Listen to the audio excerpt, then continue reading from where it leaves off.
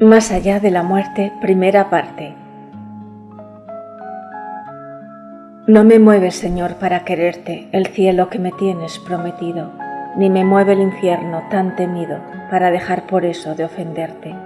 Muéveme tu amor en tal manera, que aunque no hubiera cielo, yo te amara, que aunque no hubiera infierno, te temiera. Es bueno saber que dentro de este planeta existe un universo paralelo, regiones de una cuarta dimensión donde viven los difuntos. Tal mundo aparentemente invisible interfiere con el nuestro sin confundirse. Por encima de este mundo de 3 dimensiones existen varias dimensiones superiores. Bajo esta zona tridimensional existen también varias infradimensiones de tipo mineral sumergido. El rayo de la muerte reduce al llamado hombre a una simple quinta esencia molecular, así como una tonelada de flores puede reducirse a una simple gota de perfume esencial. Este rayo conecta la muerte con la concepción. Los dos extremos se tocan. 2 cosas van al sepulcro. La primera es el cuerpo físico, la segunda es la personalidad humana. La personalidad se forma durante los primeros 7 años de la infancia y se robustece con las experiencias. A veces la personalidad deambula por el cementerio, otra sale del sepulcro cuando sus dolientes lo visitan y le llevan flores, pero poco a poco la personalidad se va desintegrando. El cuerpo vital no entra al sepulcro, el cuerpo vital flota cerca del sepulcro y se va desintegrando lentamente conforme el cadáver se va desintegrando. Al sepulcro solo entra el cadáver y la personalidad del fallecido. Los fantasmas de los fallecidos viven en la quinta dimensión. Esta es la eternidad. Largo, ancho y alto forman las 3 dimensiones del mundo celular. El tiempo es la cuarta dimensión, la eternidad la quinta dimensión, y aquello que está más allá de la eternidad del tiempo corresponde a la sexta dimensión. En el momento de la muerte y durante los 3 días y medio siguientes a la muerte, nuestra conciencia y nuestro juicio interno son liberados. El libro tibetano de los muertos dice: has estado en un desmayo durante los últimos 3 días y medio. Tan pronto como te recobres de este desmayo, tendrás el pensamiento. El juicio final divide a los desencarnados en 3 grupos. Primero, los que reencarnan inmediatamente. Segundo, los que suben a los estados paradisíacos y celestes y que retornarán mucho tiempo después. Y tercero, los que entran al reino mineral inferior.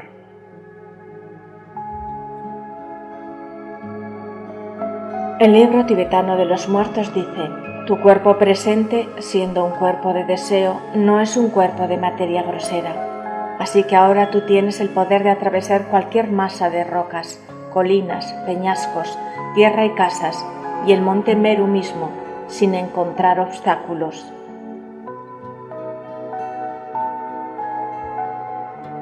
La leyenda de Zoroastro dice: todo aquel cuyas buenas obras exceda en 3 gramos a su pecado va al cielo, todo aquel cuyo pecado es mayor al infierno, en tanto que aquel en que ambos sean iguales permanece en el Amikistán hasta el cuerpo futuro o resurrección.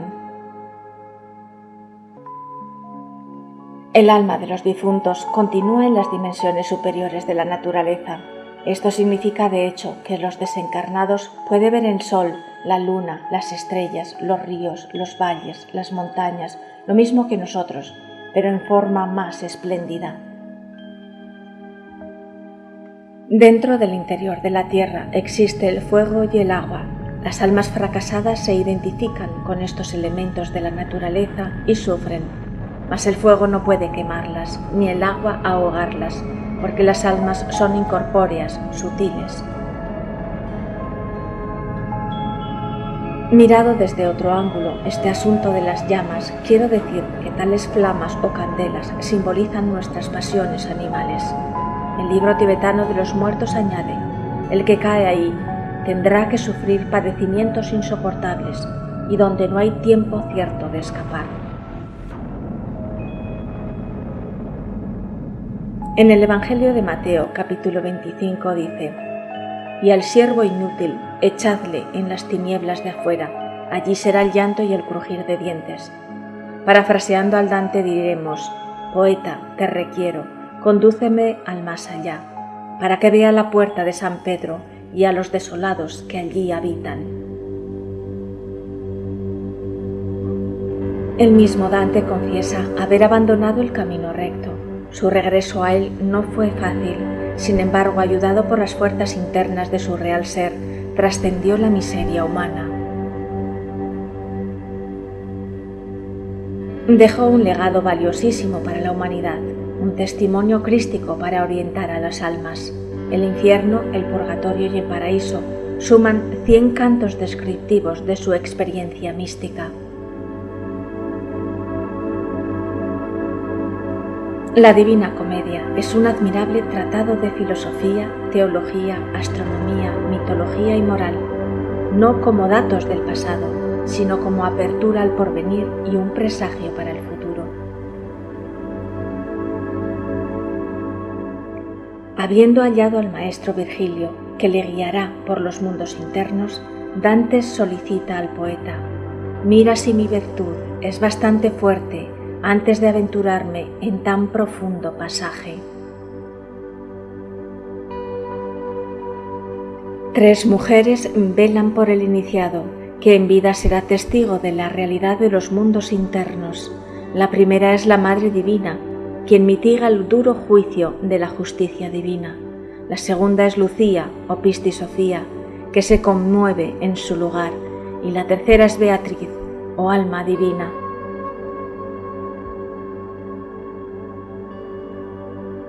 Maestro e iniciado, acercándose a las puertas del infierno, ven un letrero que dice así: por mí se va a la ciudad del llanto, la justicia animó a mi sublime arquitecto. Oh vosotros que entráis, abandonad toda esperanza. El descenso a los infiernos va precedido de la venia del barquero Carón, dueño del Aqueronte, por donde nunca pasa un alma pura. Carón se extraña y se enfada incluso ante la presencia del iniciado. Se adentran en el limbo, que representa todas las cavernas de la tierra. Allí se encuentran todos los que no trabajaron con sus aguas. Estos no esperan morir, dice. El mundo no conserva ningún recuerdo suyo. La misericordia y la justicia lo desdeñan. El primer círculo representa al limbo. No solo van a los infiernos las almas perdidas, sino todo aquel que, pudiendo hacer algo con sus vidas, pierden el tiempo lamentablemente. Almas tristes que no supieron hacer nada por sí mismos ni por los demás. En la confesión negativa egipcia se describe claramente la responsabilidad de las almas que jamás obstruyeron las aguas cuando debían correr. Dante sabe que estas son las aguas seminales. En la religión católica se les llama los no bautizados, porque jamás llevaron el agua a sus cerebros. Las almas tibias e inertes son lanzadas del seno del cielo. Cabe aquí destacar con entera claridad meridiana la tremenda realidad de las 108 existencias que se le asignan a toda esencia viviente, a todo principio anímico divinal. Si no son aprovechadas, el alma debe ingresar en el Tártarus. Allá encontró el Dante a Esaú, que vendió su primogenitura por su semilla sagrada, alegorizada en el plato de lentejas. Allí místicos equivocados, sublimes faquires, sacerdotes de muchos cultos, que jamás aceptaron la transmutación alquímica. El primer círculo infernal se corresponde con la luna. Está gobernado por 96 leyes. Ha sido esculpido en las catedrales. La luna y su mecánica atrae y lleva a los muertos. La luna con su hipnotismo utiliza la energía humana para las leyes involutivas y evolutivas. El segundo círculo infernal se relaciona con la esfera de Mercurio. Minos le advierte a Dante: mira cómo entras y de quién te fías, no te alucine lo anchuroso de la entrada. En esta zona se siente el huracanado viento del Mercurio, cierto elemento áureo fatal. Es el lugar donde viven los fornicarios, infelices criaturas hundidas en el vicio.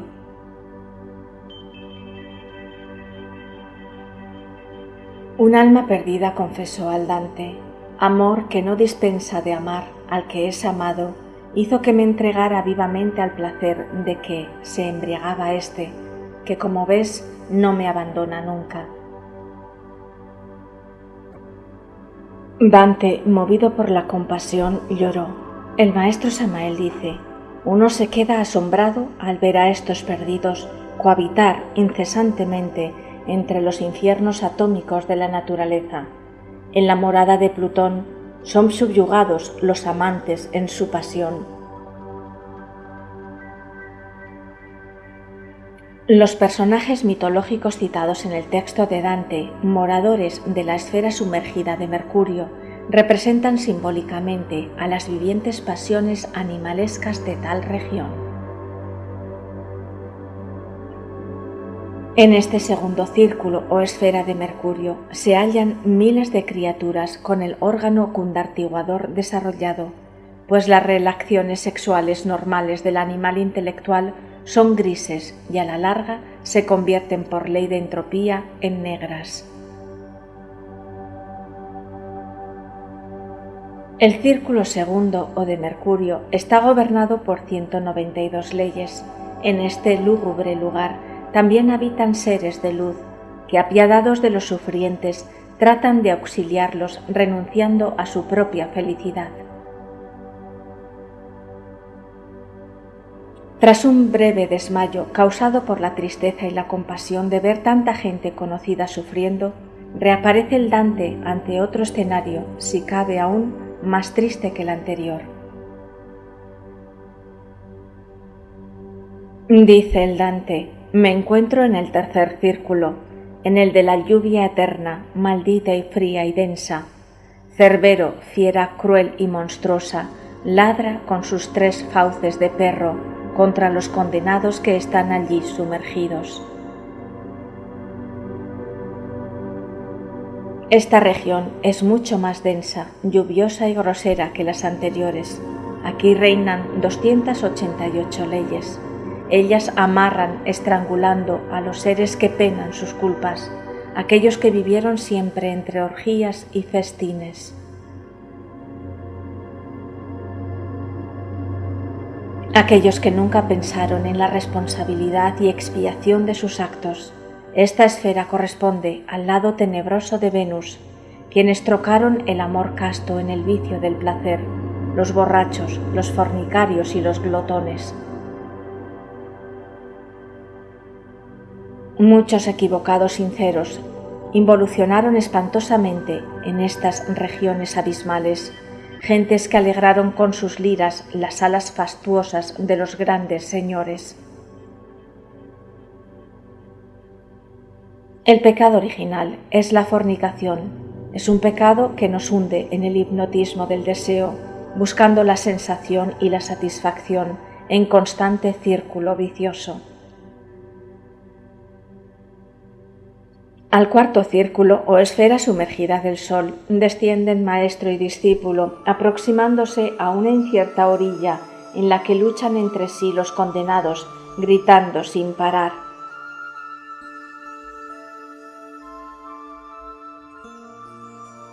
Virgilio explica: todos fueron de tan limitado talento en la primera vida que no supieron gastar razonablemente.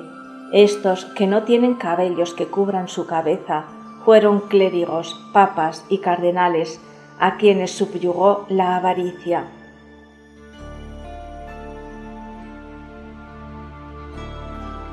En esta tenebrosa región, dice el maestro Samael, encontramos dos tipos específicos de gentes involucionantes.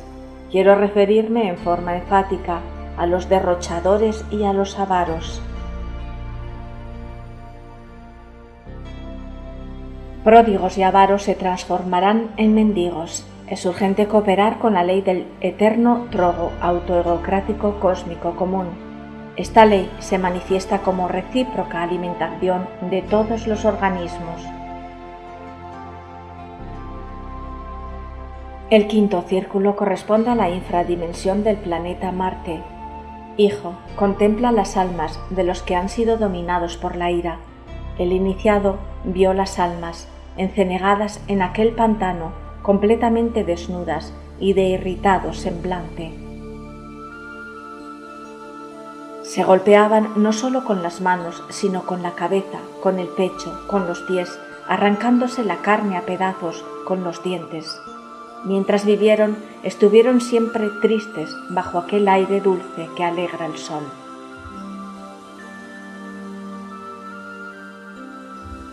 Porque la conciencia se enfrenta a sí misma bajo el implacable flagelo de las 480 leyes, mucho más grosera que las anteriores, más densa y dolorosa, llena de odio y de venganza.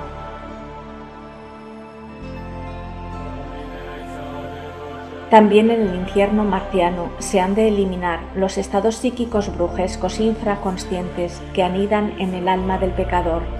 El fuego eterno que interiormente les abrasa les comunica el color rojo. Las murallas parecían de hierro. No temas, dijo Virgilio al Dante, que nadie puede cerrarnos el paso que Dios nos ha abierto.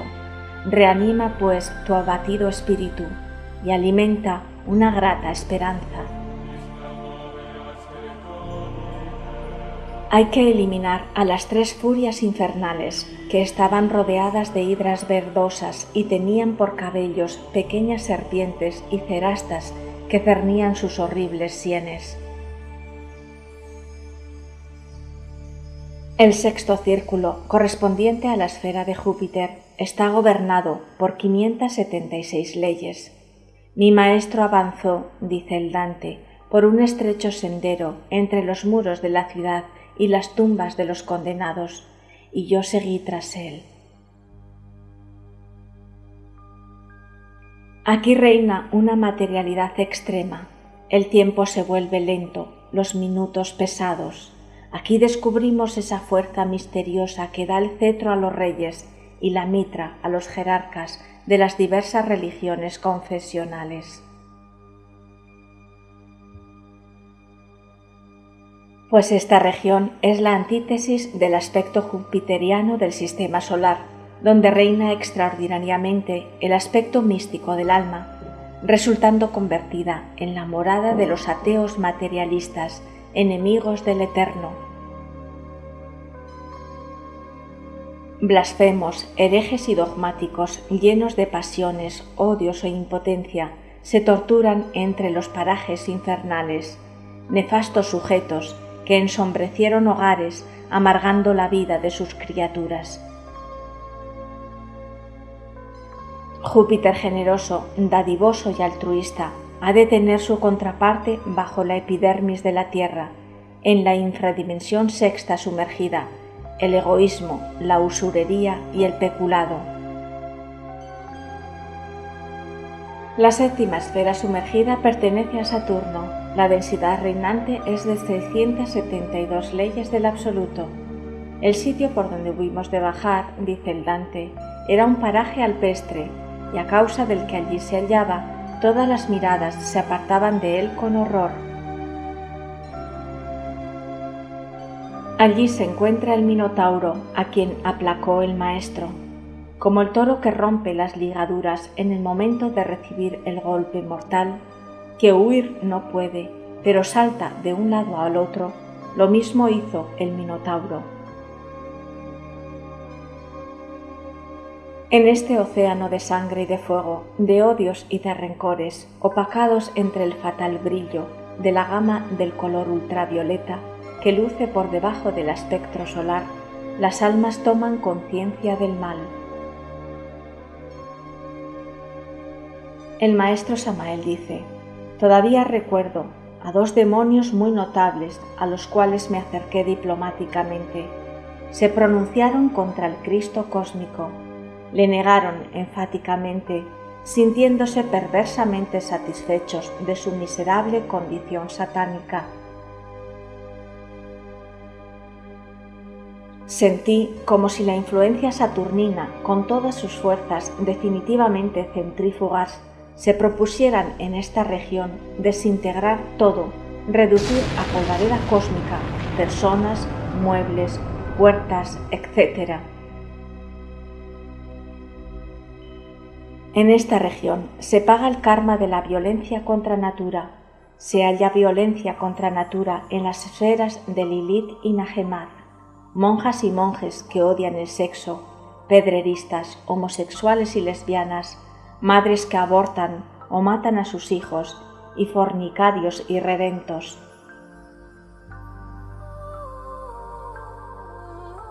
Existen muchas clases de violencia. La violencia contra Dios al atentar contra la propia vida, en la blasfemia y en la soberbia, quien niega la existencia divina, los ateos, autosuficientes, escépticos y materialistas. Los bribones del intelecto, los comunistas fanáticos que despojan de todo vestigio espiritual o sus planteamientos intelectuales, los fraudulentos que nunca cumplen su palabra, y los fariseos pecan de violencia contra Dios. El Dante, al romper una ramita en el 7º círculo, vio teñirse de sangre al tronco y escuchó el lamento del alma que le reclamaba.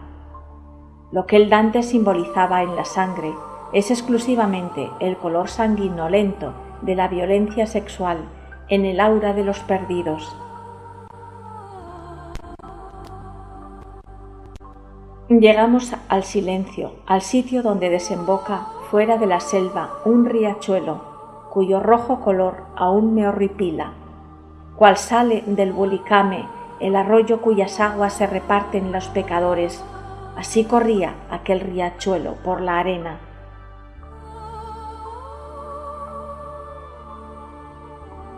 El 8º círculo dantesco pertenece a la esfera de Urano. He aquí la fiera de aguzada cola, dice el Dante, que traspasa las montañas y rompe los muros y las armas. He aquí la que corrompe al mundo entero. En esta tétrica esfera gobiernan 768 leyes que petrifican su espacio. Aquí encontró el Dante a la figura del fraudulento, cuyo rostro parecía ser de un hombre justo, y el resto de su figura era de serpiente. Ostentaba garras velludas con aspecto de detestable fiera. Se mantenía sobre el cerco de piedra que circunda la arenosa llanura, agitando su cola en el vacío y levantando el venenoso dardo de que tenía armada su extremidad, como la de un escorpión. Es indispensable comprender el aspecto del tantrismo dentro de esta esfera. Urano, como señor del agua, rige las gónadas sexuales. Uno es el tantrismo blanco, otro el negro y otro el gris. El tantrismo blanco hace ascender a la divina cobra Kundalini por la médula espinal de los ascetas. El tantrismo negro despierta la culebra en su aspecto negativo. Y el tantrismo gris es el goce animal sin anhelos espirituales, que tarde o temprano se convierte en negro. Kundalini o kundartiguador son antitéticos. Una es luz, la otra es tinieblas. La fusión integral de la Divina Madre con el Espíritu Santo solo es posible cuando el iniciado ha pasado por los procesos de la muerte psicológica. El poeta vio por entre las rocas demonios cornudos con látigos que amenazaban a las almas rapaces. Decían que prostituís a cambio de oro y plata las cosas de Dios. Oh suma sabiduría, cuán grande es el arte que demuestras en el cielo, en la tierra y en el mundo maldito, y con cuánta equidad se reparte tu virtud. El Dante describe minuciosamente los 10 fosos que comprenden el octavo círculo, contemplando conmovido a todo género de pecadores, aduladores, almas impías, adivinos, fraudulentos, augures, religiosos que practican la simonía en busca de su propio provecho. Implacables torturas se ciñen sobre los miserables que penan sus culpas. Entre los fosos los diablos hacen escarnio, se burlan y mofan con sus garfios, desafiando al osado que asoma su cabeza entre el mar de pez.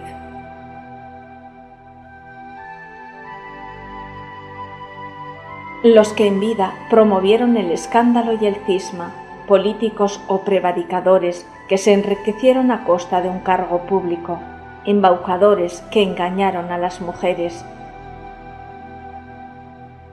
El Dante y su divino maestro deben esconderse entre las rocas para no ser atrapados por los sátiros iracundos. Entre foso y foso, el poeta narra sus temores. Vio padecer a aquellos que gozaron sembrando discordia, a los adoradores del becerro de oro, a los astutos, a los profanadores y a los que incurrieron en robos sacrílegos.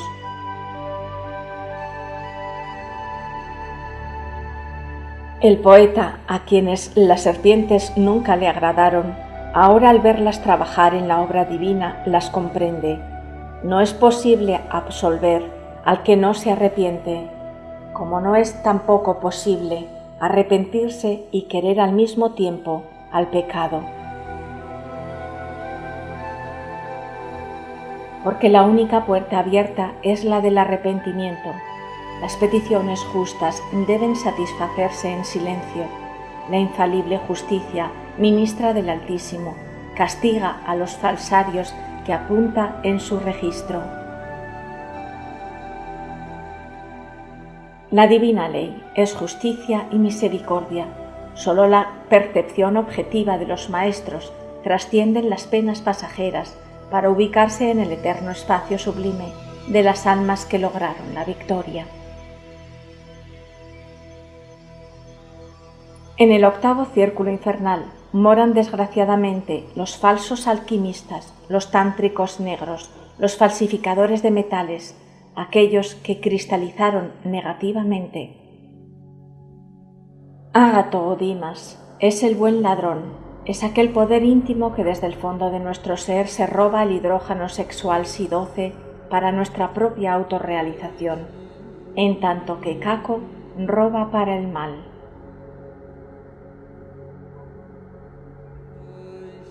Entre la dura roca se esconde el misterio.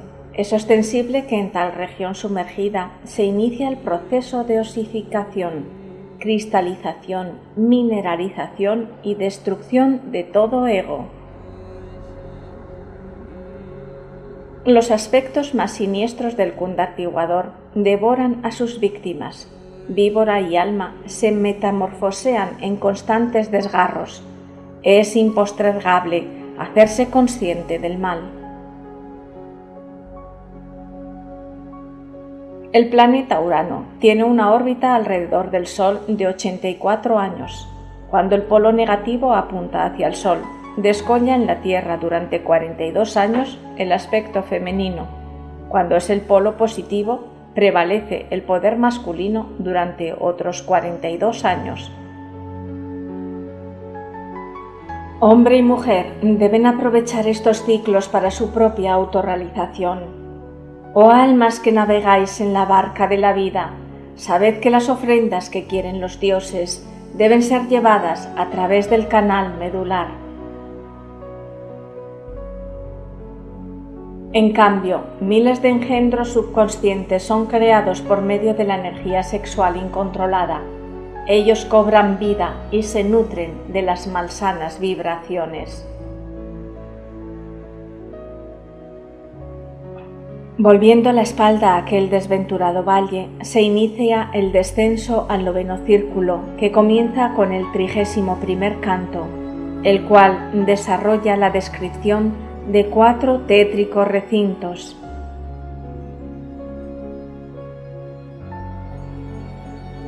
El 9º círculo infernal corresponde a la esfera de Neptuno, en cuyo dominio reinan 864 leyes. Dice el Dante: oí resonar una gran trompa, tan fuertemente que habría impuesto silencio a cualquier trueno.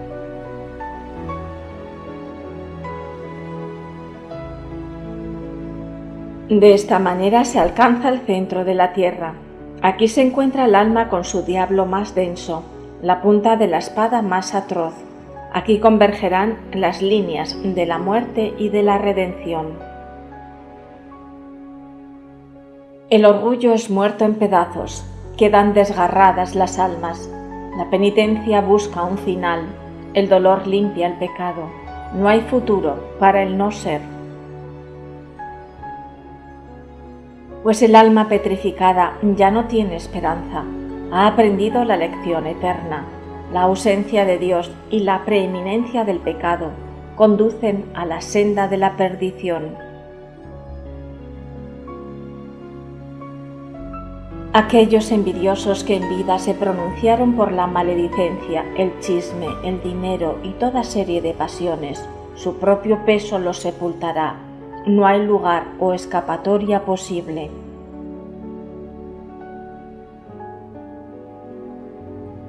Allí no era ni de día ni de noche, dice el Dante, de modo que mi vista alcanzaba poco delante de mí. No hay fuga posible para las arpías que moran en los subconscientes humanos y que engañan sin cesar a los sentidos. Dice el Dante: la razón divina aguija a las almas que intentan dispersarse por la campiña, arrastrando sus fardos de dolor, apegados a sus efímeras y vanas elucubraciones. Es muy notorio el hecho de que el Dante mencionase precisamente a la lanza de Aquiles en la 9ª esfera. Es el emblema mismo del falo, donde radica el principio de toda la vida, la electricidad sexual.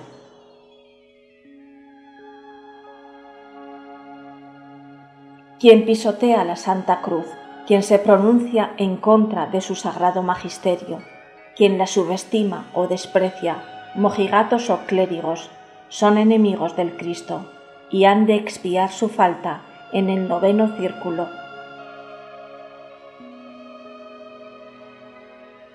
Oh conciencia digna y pura, qué amargo roedor es para ti la más pequeña falta. Oh ciega pasión, oh ira desatentada, que nos aguijonea de tal modo en nuestra corta vida, y así nos sumerge en sangre hirviente. 4 recintos circunscriben al 9º círculo descrito por Dante. A él los condujo en su propia espalda un descomunal gigante, obedeciendo las órdenes del maestro. El suelo es de hielo y las almas en pena yacen semienterradas en él.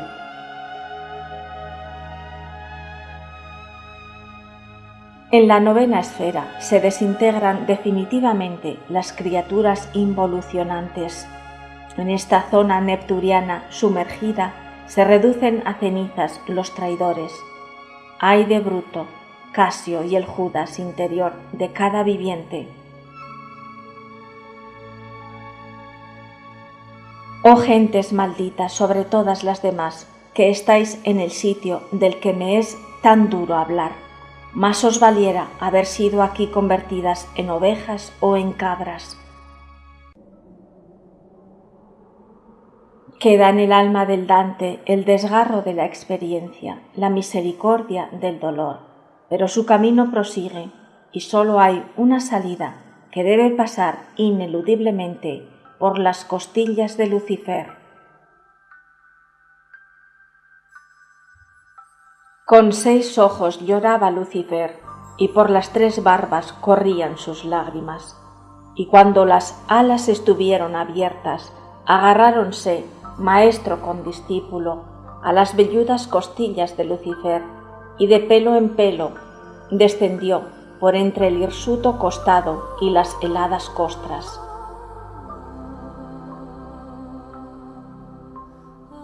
Se dice que llora Lucifer con 6 ojos, y este número nos invita a la reflexión. 666 es el número de la gran ramera, y sumado cada número entre sí, tenemos el resultado de 18. 1 más 8 da 9, la 9ª esfera.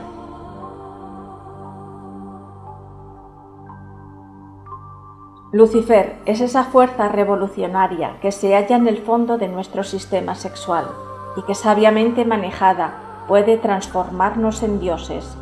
Lucifer es escalera para subir o para bajar.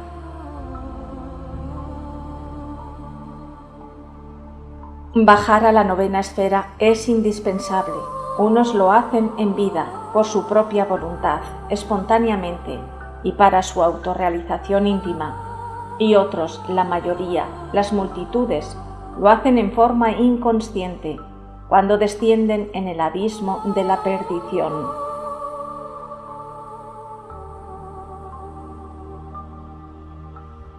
Los 7 pecados capitales y sus legiones se van desintegrando en las esferas correspondientes.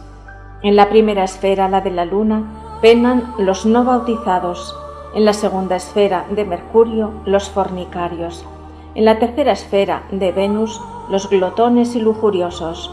En la cuarta, la del Sol, los avariciosos.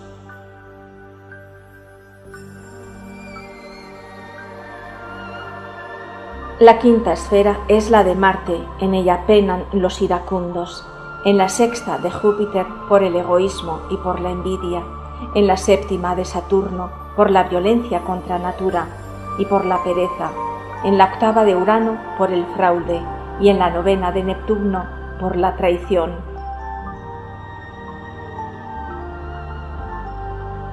Después hay una puerta abierta para acceder al cielo. Dice el Dante, allá abajo, una cavidad que se aleja tanto de Lucifer, cuanta es la extensión de su tumba, una cavidad que no puede reconocerse por la vista. Mi guía y yo entramos en aquel camino oculto para volver al mundo luminoso.